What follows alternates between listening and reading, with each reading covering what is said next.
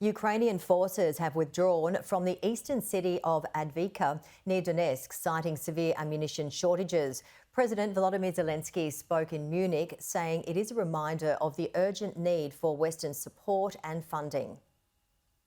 Russian forces raise their flag over another piece of stolen land. Ukrainian troops chose to pull back from the eastern town of Avdiivka, a painful retreat, but a powerful reminder for Western allies meeting in Germany of what's at stake if they fail to keep arming Ukraine. It's why the Ukrainian president needs weapons, not hero worship. If Ukraine will be alone, you have to understand what will be. Russia will destroy us, destroy Baltic, destroy Poland, and they can do it. Despite the danger, the US has yet to approve key funding for Ukraine, and there's concern about what another potential Donald Trump presidency might mean. Volodymyr Zelensky invited the former president to visit the front line for himself.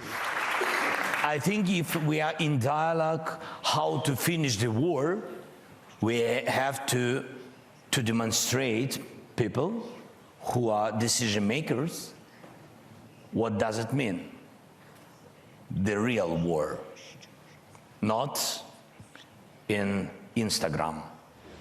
Also in Munich, Britain's Foreign Secretary. He's among European allies who've been encouraging US lawmakers to pass their funding package. But an online article David Cameron wrote prompted one Trump ally to say he could kiss my ass. Well, I'm not going to respond anatomically, if I can put it that way. The plea is to American politicians: I understand all the pressures you're under, all the difficulties, domestic pressures you have, just as we have in Britain. But this is so important for the safety and security of Europe, but also for the safety and security of America. If we fail, that failure will ring round the world, in Beijing and in Tehran and in North Korea. 2 years ago, President Zelensky came here to urge Western allies to stop Vladimir Putin from launching his full-scale war. They failed, and despite everything that's happened, there are still questions about the willingness or the ability of the West to enable Ukraine to push Russian forces out. The US Vice President insisted Ukraine would receive what it needs.